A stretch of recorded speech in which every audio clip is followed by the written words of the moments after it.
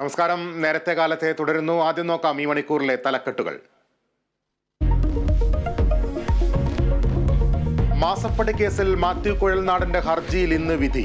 മുഖ്യമന്ത്രിക്കും മകൾക്കുമെതിരെ അന്വേഷണം വേണമെന്ന ആവശ്യം. വിധി പറയുന്നത് തിരുവനന്തപുരം വിജിലൻസ് കോടതി. മസാല ബോണ്ട് കേസിൽ തോമസ് ഐസക്കിനെതിരായ ഇഡി ഹർജി ഹൈക്കോടതിയിൽ. നടിയെ ആക്രമിച്ച കേസിലെ അതിജീവിതയുടെ ഹർജി ഹൈക്കോടതിയിൽ.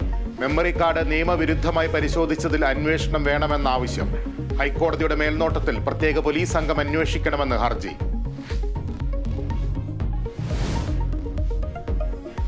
പൊളിഞ്ഞു വീഴാറായ ഷെഡിൽ ദുരിത ജീവിതവുമായി അടൂരിലെ വീട്ടമ്മ. താമസിച്ചുകൊണ്ടിരുന്ന ഒരു വീടുള്ളത് ഞാൻ അവർ പഞ്ചായത്തിൽ പറഞ്ഞ പൊളിപ്പിച്ച് എനിക്ക് മക്കളോ അല്ലെങ്കിൽ എൻ്റെ ഭർത്താവ് ജീവിച്ചിരിക്കുകയൊന്നും ചെയ്യുന്നില്ല. ലൈഫ് മിഷൻ പദ്ധതിയിൽ ആരംഭിച്ച വീടിന്റെ നിർമ്മാണത്തിന് പഞ്ചായത്തിന്റെ സ്റ്റോപ്പ് മെമ്മോ. വഴിത്തർക്കമെന്ന് വിശദീകരണം. കൺസ്യൂമർ ഫെഡ് വിഷുച്ചന്തകൾക്ക് ഇന്ന് തുടക്കം. 300 ഔട്ട്ലെറ്റുകളിൽ 13 സാധനങ്ങൾ ലഭിക്കും. വിഷുച്ചന്ത ആരംഭിക്കുന്നത് ഹൈക്കോടതി വിധി അനുകൂലമായതിന് പിന്നാലെ.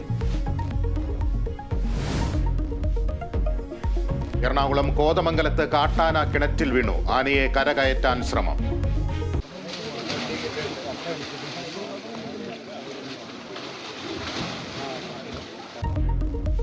പാലക്കാട് റെയിൽവേ ട്രാക്ക് മുറിച്ചു കടക്കുന്നതിനിടെ പരിക്കേറ്റ ആനയുടെ നില ഗുരുതരം.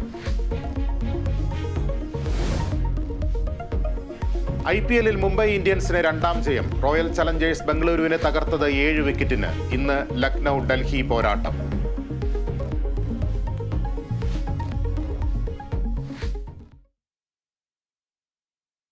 വാർത്തകളിലേക്ക് വിശദമായി. മാസപ്പടി വിവാദത്തിൽ